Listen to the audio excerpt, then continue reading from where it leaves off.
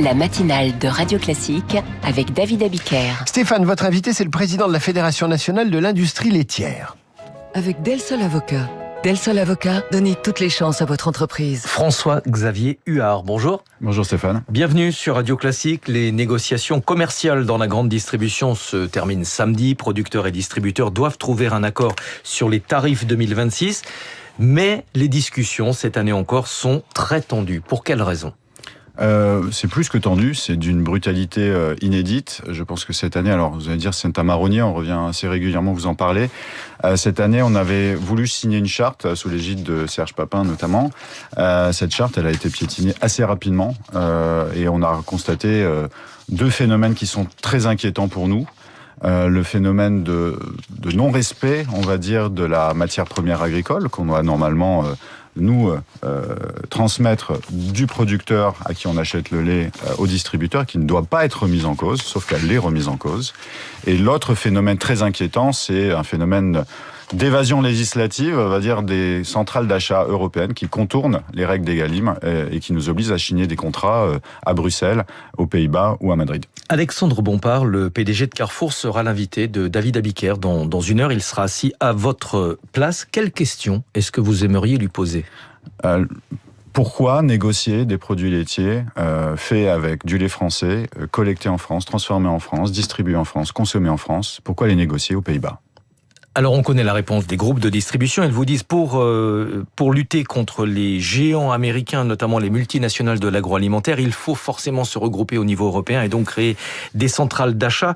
Vous dites c'est un contournement de la réglementation ? C'est un contournement de la réglementation et je ne sais pas qui est David, qui est Goliath. Quand on regarde la part des centrales d'achat dans mes entreprises, les entreprises de l'industrie laitière, c'est à peu près entre 15 et 20% de leur chiffre d'affaires. Quand on regarde la part des industriels laitiers dans les centrales d'achat, c'est entre 1,5 et 2,3%.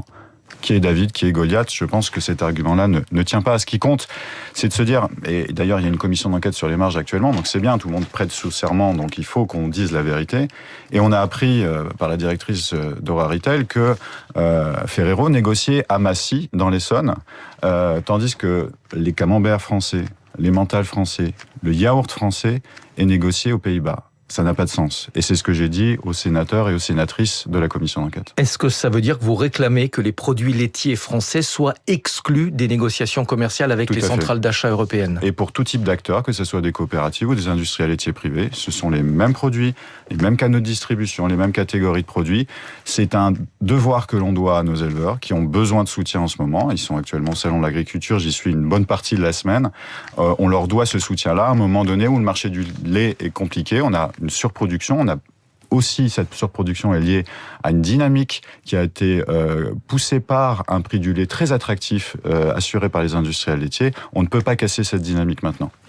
Vous avez été auditionné cette semaine par la commission d'enquête parlementaire justement sur ces négociations commerciales. Qu'est-ce que vous leur avez dit ? Quel message est-ce que vous avez souhaité faire passer ? Je le rappelle, ce sont des discussions, des déclarations sous serment. Exactement, j'ai prêté serment et j'ai trouvé une écoute très attentive de la part de la présidente Anne-Catherine Loisier et de la rapporteure Antoinette Gull. Ce qu'ils voulaient comprendre, c'est quelle est la mécanique entre la signature du contrat entre les éleveurs et les laiteries et ensuite la négociation, à la fois dans les boxes de négociation en France ou dans les centrales d'achat et l'articulation entre les centrales d'achat et centrales de service. Je leur ai présenté, alors c'est plus facile pour une fédération, pour une entreprise, parce qu'il y a des secrets des affaires et un certain nombre d'éléments que les entreprises ne peuvent pas forcément dévoiler parce que justement ce sont leurs clients directs. C'est plus facile pour moi et je leur ai montré toute cette mécanique-là, cette mécanique qui arrive à des services qui n'en sont pas, à une prise d'un certain nombre de chiffres d'affaires avant même, et ça peu de gens le savent, avant même d'arriver autour de la table de négociation dans une centrale d'achat, on va vous demander de mettre sur la table 3, 4, 5% de votre chiffre d'affaires, vous n'avez même pas commencé à discuter du prix. Et ça, on trouve ça, nous, assez inadmissible comme pratique. Vous êtes présent au Salon de l'Agriculture cette semaine. Vous avez eu l'occasion, il y a quelques jours, d'échanger avec le chef de l'État, Emmanuel Macron. Qu'est-ce que vous lui avez demandé ?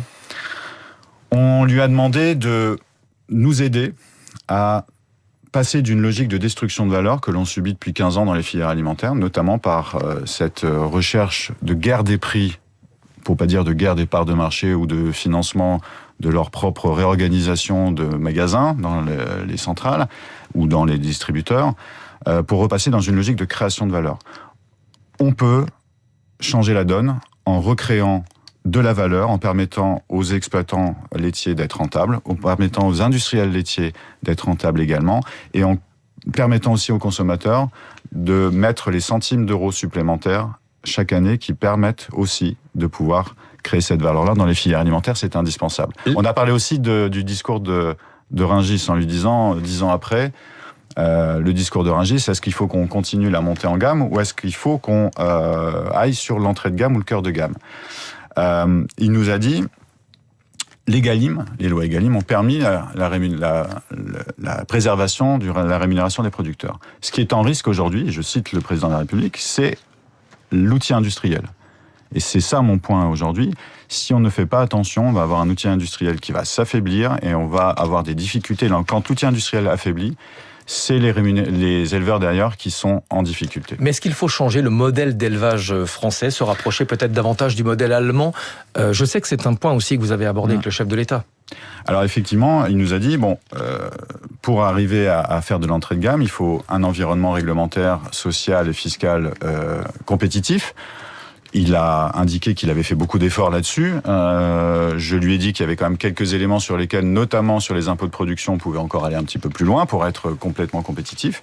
Et il nous a posé la question, est-ce que vous êtes prêts à changer le modèle effectivement d'élevage en taille, en rendement, en performance? Et votre outil de transformation, est-ce que vous êtes prêts à avoir un outil de transformation comme on a en Allemagne, au Danemark ou aux Pays-Bas?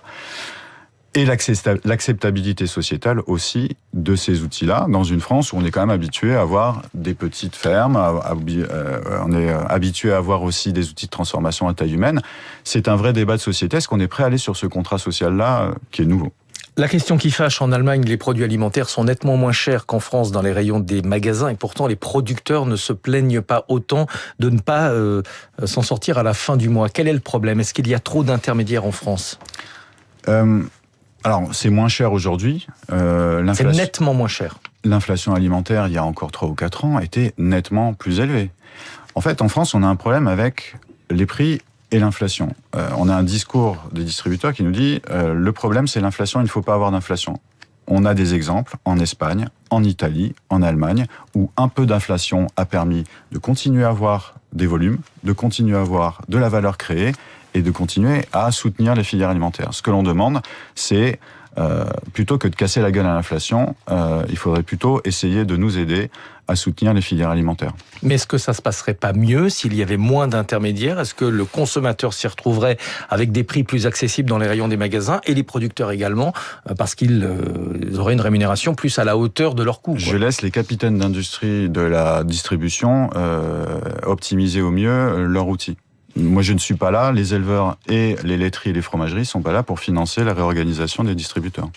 Merci beaucoup d'être venu ce matin sur Radio Classique. François-Xavier Huard, le président, directeur général de la Fédération nationale de l'industrie laitière. Et la suite du débat, ça sera tout à l'heure avec vous, David, à 8h15. Avec Alexandre Bompard, président de Carrefour, qui est notre invité, et auquel je poserai votre question. Merci. Et peut-être même on l'a enregistré, on lui diffusera tout à l'heure. Merci à tous les deux. Stéphane, à demain pour la matinale de l'économie à 6h.